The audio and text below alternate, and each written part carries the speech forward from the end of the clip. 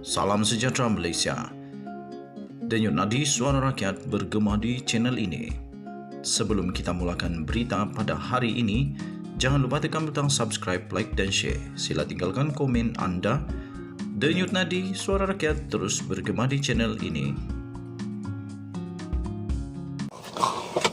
Salam sejahtera Malaysia. Denyut nadi suara rakyat terus bergema di channel ini. Satu demi satu, pembongkaran demi pembongkaran kali ini pasti akan terjadi.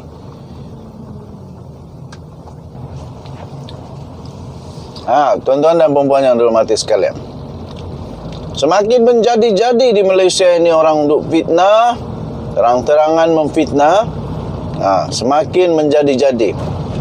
Kali ini kenalah kamu fitnah sekarang orang yang sudah jadi Perdana Menteri. Kena lah. Kali ini tuan-tuan dan puan-puan, ada masih orang yang masih lagi berani kata Datuk Seri Anwar Ibrahim ejen Israel. Kali ini barulah kau kena. Bukit Aman siasat MP Baling, bukan Hadi. Nasib baik bukan Tok Adir doang. Yang ini disiasat ni ahli Parlimen Baling. Kerana apa? Mari kita kongsi bersamalah. Polis menjelaskan bahawa pihak berkuasa itu sedang menyiasat ahli Parlimen Baling iaitu Hassan Saad berhubung kenyataannya yang telah mendakwa Perdana Menteri Malaysia Datuk Seri Anwar Ibrahim sebagai ejen Israel. Saya pun tidak tahu macam mana Anwar Ibrahim boleh dikata didakwa jadi ejen Israel. Macam mana Datuk Seri Anwar Ibrahim jadi ejen Israel? Dan yang kedua yang saya heran, macam mana dorang tahu Anwar Ibrahim ejen Israel? Macam mana dorang boleh tahu Anwar Ibrahim ejen Israel? Cuba jelaskan. Kalau betul Anwar Ibrahim, Datuk Seri Anwar Ibrahim itu ejen Israel, macam mana kamu tahu? Mesti kamu lagi tinggi kuasa daripada Anwar Ibrahim, sebab kamu tahu. Jelaskan. Macam mana orang lain, macam mana polis kah, PDRM kah, penyiasat di Malaysia tidak berani pun cakap Anwar Ibrahim ejen Israel. Tuptap ahli politik yang tinggal di sana aja tidak pernah pun jadi polis kan, tidak pernah jadi penyiasat kah, tiba-tiba sekarang boleh dakwah karena katanya Anwar Ibrahim ejen Israel. Wah.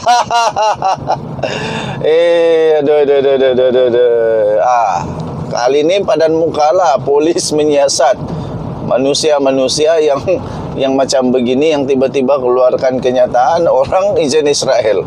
Terdahulu Bukit Aman mengeluarkan kenyataan akhbar mengatakan PDRM sedang menyiasat Presiden PAS Abdul Hadi Awang selepas menerima laporan polis berhubung perkara itu.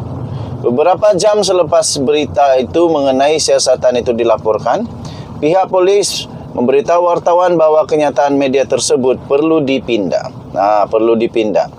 Kenyataan baru itu menamakan Hassan sebagai individu yang sedang disiasat dan bukan Tok Guru Hadi Awang. Bukan ya. Okey.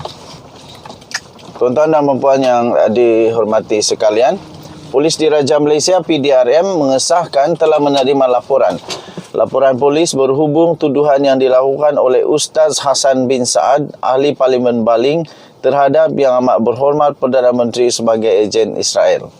Siasatan dikendalikan oleh Unit Siasatan Jenayah Terkelas USJT, bahagian pendakwaan Undang-Undang D5 Jabatan Siasatan Jenayah JSJ Bukit Aman.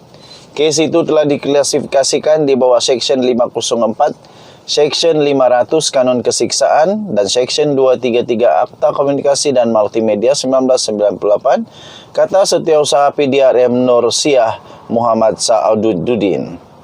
Anwar semalam mengarahkan polis mengambil tindakan terhadap pihak yang membuat fitnah atau mengeluarkan kenyataan keterlaluan sehingga boleh mengancam keharmonian negara.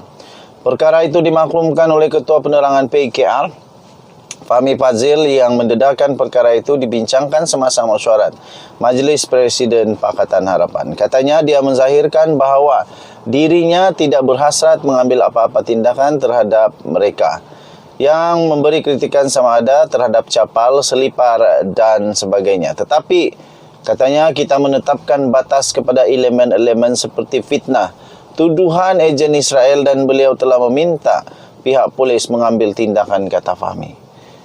Menurutnya, kenyataan-kenyataan yang membawa fitnah perkauman yang melampau ini perlu berhenti sekarang. Betul itu. Ini saya setuju. Beberapa insiden sepanjang tempoh kempen PRU15 dan juga selepas itu telah menimbulkan sentimen perkauman dan agama. Ia khususnya membabitkan tentangan daripada beberapa parti Melayu Islam terhadap PH yang menjadi gabungan parti berbilang kaum. Semalam Abdul Hadi turut menuduh DAP mempromosikan Islamofobia. Kenyataan itu susulan laporan polis yang dibuat oleh pemimpin dan penyokong PH terhadap kenyataan dan kebencian yang didakwa disebarkan oleh ahli dan penyokong PAS secara dalam talian semasa dan selepas PRU15. Ketika ceramah pada 16 November yang lalu, pengerusi Perikatan Nasional PN juga, iaitu Tan Sri Muhyiddin Yassin, mendakwa PH adalah ejen Yahudi dan Kristian yang ingin menjajah Malaysia. Bagaimanapun, Muhyiddin kemudiannya mendakwa kenyataannya yang mengaitkan PH sebagai ejen Yahudi telah dipetik di luar konteks. Beberapa hantaran media sosial tentang kemungkinan berulangnya rusuhan kaum 13 Mei 1969 juga ditemui di TikTok beberapa hari selepas hari pengundian. Tuan-tuan dan puan yang dihormati sekalian, kali ini kamu kenal lah. Kamu fitnah tu, kali ini Perdana Menteri.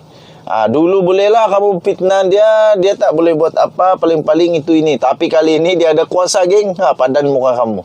Dia ada kuasa, dia boleh arahkan polis untuk siasat. Kerana ini mengancam keharmonian negara. Kenapa tidak mengancam? Kerana dia itu Perdana Menteri. Takkan Perdana Menteri boleh kena main-main begitu saja. Saya tak setuju. Dari dulu baguslah. Dari dulu memang Perdana Menteri kita dijaga.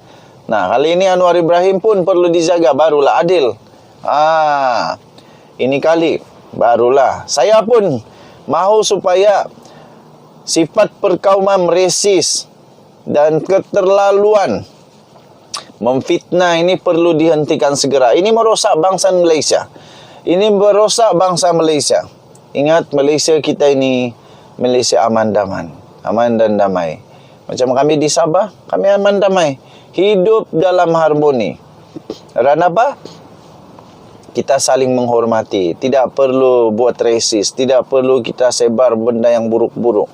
Keluarga saya berbilang bangsa, berbilang agama. Tapi okey saja. Jadi kita jaga sama-sama negara Malaysia.